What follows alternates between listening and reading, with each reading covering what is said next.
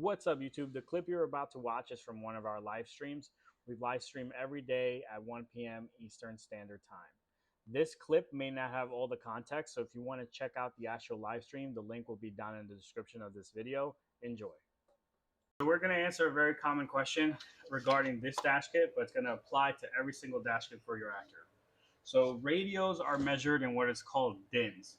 Normally it's like 2 inches or 4 inches. So here's a double DIN. This is full-size double DIN.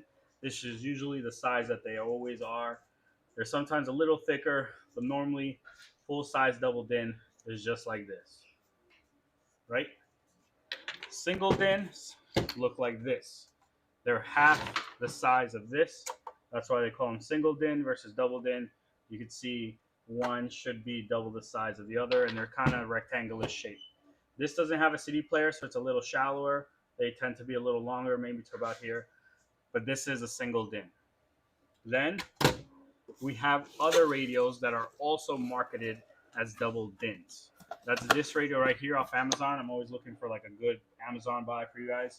I don't even review them sometimes because they're just not solid radios. But this looks promising till you find this out.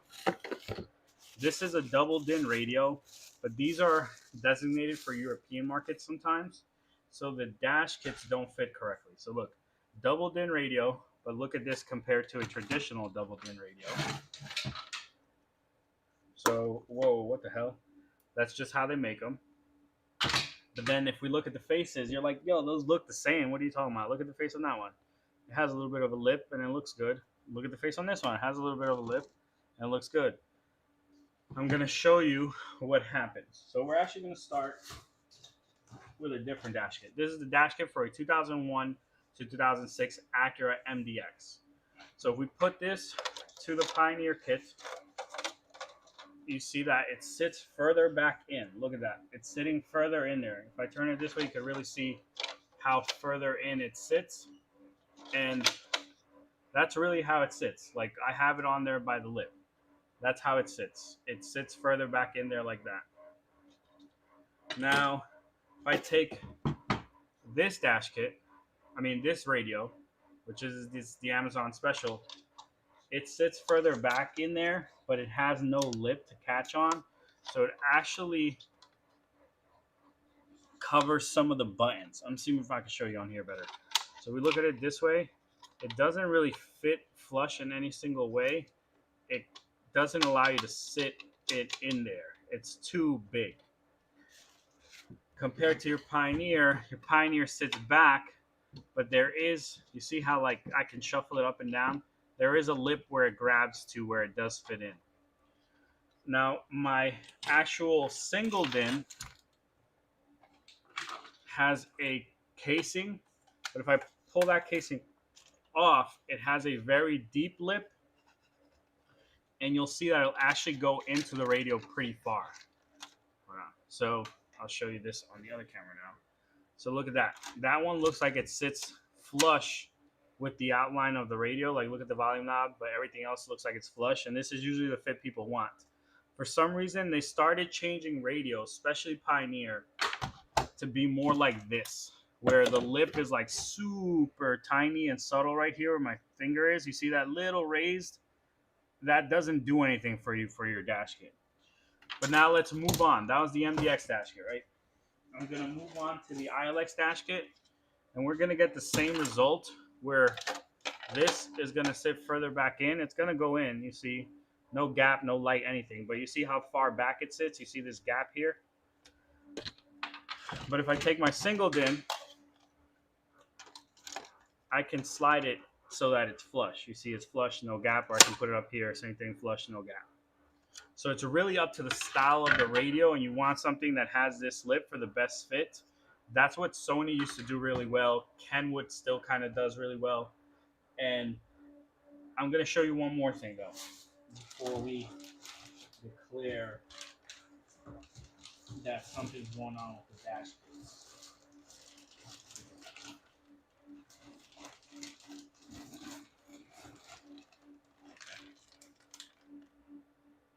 Nope, that's not what I'm looking for.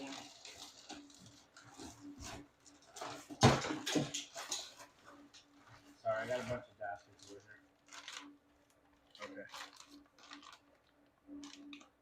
that's the same one. Hold on.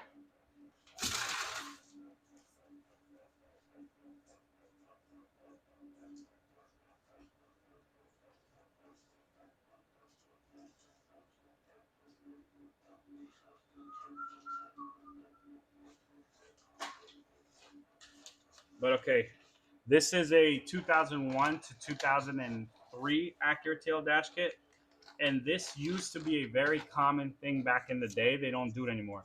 Look at this dash kit. It has two trims. So I'm gonna remove this back trim. You're gonna see what I'm talking about. So if I pull this back trim off, now I have a bigger face trim overall.